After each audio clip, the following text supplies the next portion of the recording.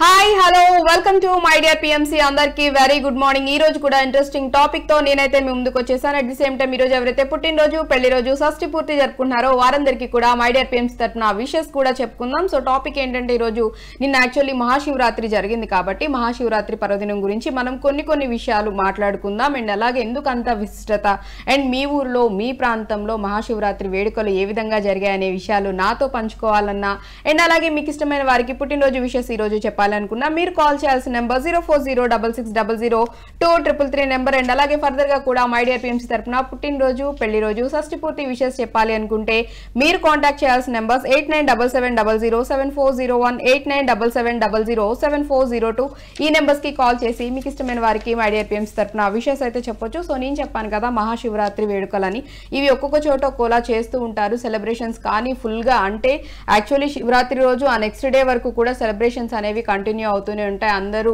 ఆ రోజంతా ఫాస్టింగ్ అంటే ఉపవాసం ఉండి అసలు పచ్చి మంచినీళ్ళు కూడా ముట్టుకోకుండా చేసే వాళ్ళు ఉన్నారు, అంటే కటిక ఉపవాసం చేసే వాళ్ళు ఉన్నారు, నార్మల్గా ఉపవాసం చేసే వాళ్ళు కూడా ఉంటారు. అంతా ఉపవాసం ఉండి సాయంత్రం పూట స్వామివారి అమ్మవారిది కళ్యాణం జరుగుతుంది. సో ఆ కళ్యాణం అవన్నీ వీక్షించి అండ్ చాలా వరకు టెంపుల్స్లో జాగరణ కోసం అని చెప్పేసి పారాయణాలు చదవటం లేకపోతే శివపురాణం చదవటం అండ్ అలాగే శివ కళ్యాణం ఏ విధంగా జరిగిందని వాటి గురించి కూడా వివరించడం ఇవన్నీ కూడా జరుగుతూ ఉంటాయి. అంటే తెల్లార్దులు స్వామివారిని స్మరిస్తూ జపిస్తూ భజన చేస్తూ ఆయన సన్నిధిలోనే ఉంటూ జాగరణ అనేది చేస్తూ ఉంటారు. ఆ నెక్స్ట్ డే కూడా మళ్ళీ టెంపుల్కి వెళ్ళేసి స్వామివారి దర్శనం అంతా చేసుకొని ఉపవాసాన్ని విరమించడం అనేది చేస్తూ ఉంటారు. కాబట్టి అంత నిష్టగా మనం కొలుస్తూ ఉంటాం కాబట్టి ఆ స్వామి కూడా అంత బాగా కరుణిస్తూ ఉంటారు. బేసిక్గా శివుని ఏంటంటే బోలా శంకరుడు అని చెప్తూ ఉంటారు. జస్ట్ ఒక ఓం నమ శివాయ అనుకున్న చాలు వెంటనే మనం మనస్ఫూర్తిగా కోరుకున్నా కూడా వెంటనే కోరికలు అనేవి నెరవేరుతూ ఉంటాయి. రైట్, ఇంకా మనం మాట్లాడుకోబోయే ముందు విషయాస్ కూడా చెప్దాం. ఈరోజు ఒక ప్రముఖ నటుడి పుట్టినరోజు. యాక్చువల్లీ తిన్ని చైల్డ్ ఆర్టిస్ట్ అనే చెప్పాలి, ఎందుకంటే చైల్డ్ ఆర్టిస్ట్గా చాలా పాపులర్ అనమాట. చాలా మంచి సినిమాలు చేయటం జరిగింది, యాక్ట్ చేయడం జరిగింది. తను వచ్చేసి బాలాదిత్య. తిన్ను చైల్డ్ ఆర్టిస్ట్ అండ్ అలాగే నటుడు అండ్ గేయ రచయిత, సంభాషణల రచయిత, డబ్బింగ్ కళాకారుడు మరియు తెలుగు సినిమా మరియు టెలివిజన్లో పనిచేసే టీవీ హోస్ట్ కూడా. అండ్ అతను చైల్డ్ ఆర్టిస్ట్గా కెరీర్ ప్రారంభించడం జరిగింది. అండ్ అలాగే ఎదురింటి మొగుడు, పక్కింటి పిల్ల మరియు లిటిల్ సోల్జర్స్ చిత్రాల్లో కూడా యాక్ట్ చేసి చాలా మంచి పేరు తెచ్చుకోవడం కూడా జరిగిందనమాట. ఆయన 2 నంది అవార్డులు కూడా అందుకున్నారు. సో బాలాదిత్య గారు మీరు ఇలాంటి పుట్టినరోజు వేడుకలు మరెన్నో జరుపుకోవాలని కోరుకుంటూ హ్యాపీ బర్త్డే.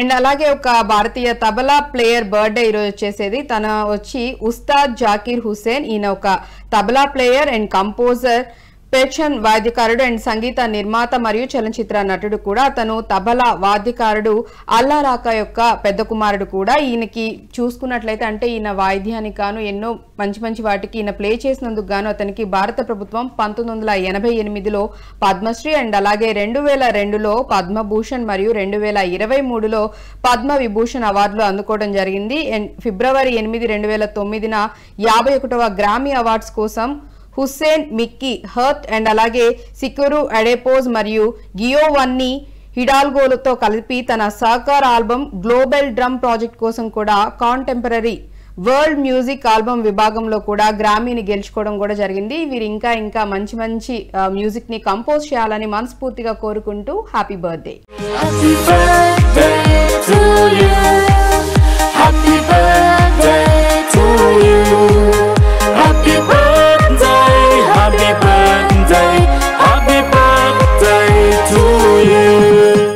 రైట్, మనం మాట్లాడుకుంటున్నాం మహాశివరాత్రి పర్వదినం గురించి చెప్పుకుంటూ ఉన్నాం. బేసిక్గా మహాశివరాత్రి రోజు ఎందుకు అంత విశిష్టత అంటే ఆ రోజు లింగోద్భవ సమయం, అంటే లింగోద్భవం ద్వారా స్వామివారు ఉద్భవించడం అనేది జరుగుతూ ఉంటుంది.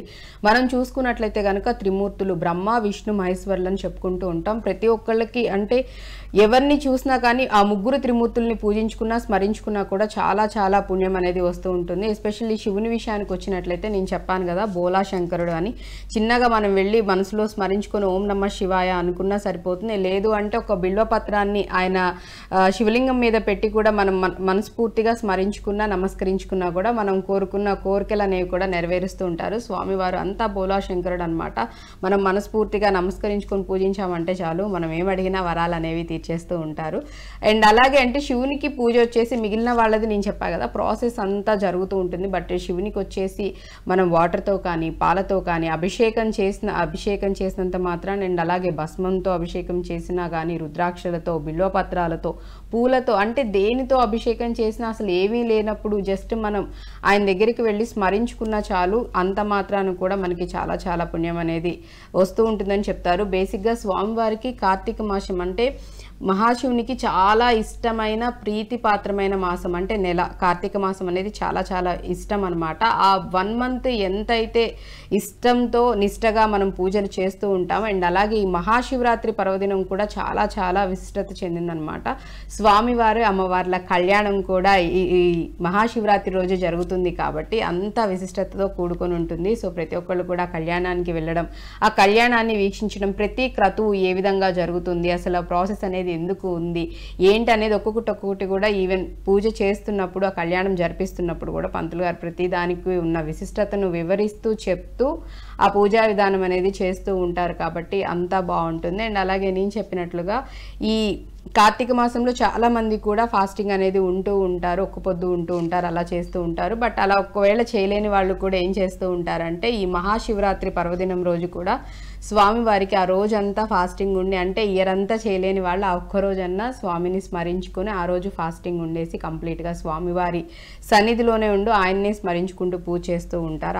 ఆ డే అనేది ఉంటూ ఉంటారనమాట.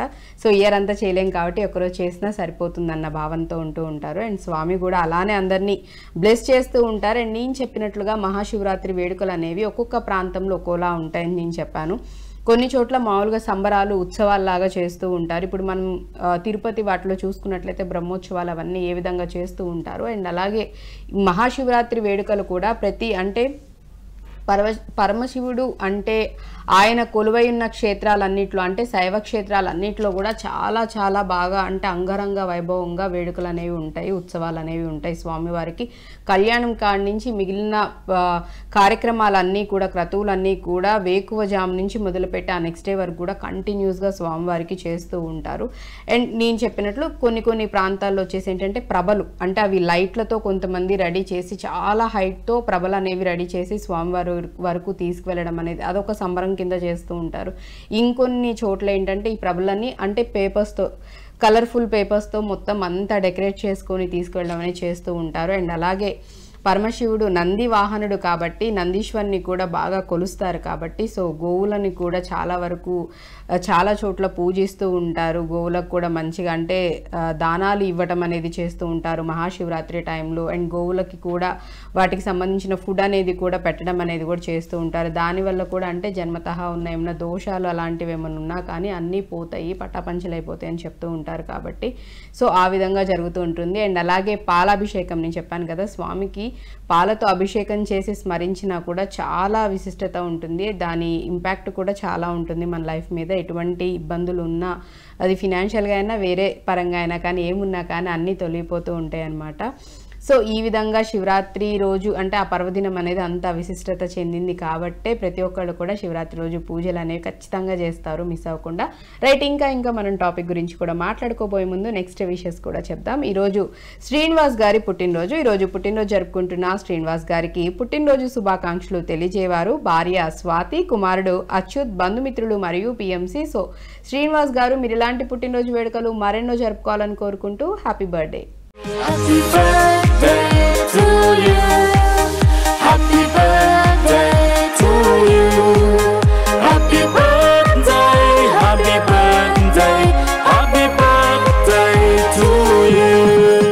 రోజు రాజమౌళి గారి పుట్టినరోజు. పిఎంసికి విశేష సేవలు అందించిన మీసా రాజమౌళి గారికి పుట్టినరోజు శుభాకాంక్షలు తెలియజేవారు కుటుంబ సభ్యులు మరియు పిఎంసి. సో రాజమౌళి గారు ఇలాంటి జన్మదిన వేడుకలు మరెన్నో జరుపుకోవాలని కోరుకుంటూ హ్యాపీ బర్త్డే.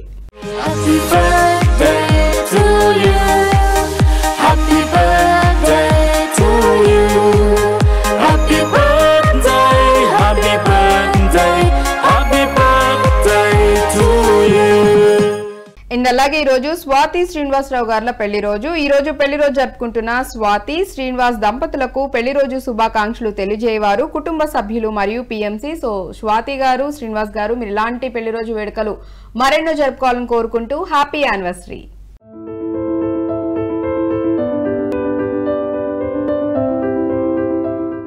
అలాగే ఈ రోజు శిరీష సుధీంద్ర పెళ్లి రోజు అనమాట. ఈ రోజు పెళ్లి రోజు జరుపుకుంటున్న డాక్టర్ శిరీష సుధీంద్రకు హృదయపూర్వక శుభాకాంక్షలు అందిస్తున్న వారు అక్క శృతి, బావ దామోదర్ మరియు ఇతర కుటుంబ సభ్యులు. సో శిరీష గారు, సుధీంద్ర గారు, మీరు ఇలాంటి పెళ్లి రోజు వేడుకలు మరెన్నో జరుపుకోవాలని కోరుకుంటూ హ్యాపీ యానివర్సరీ.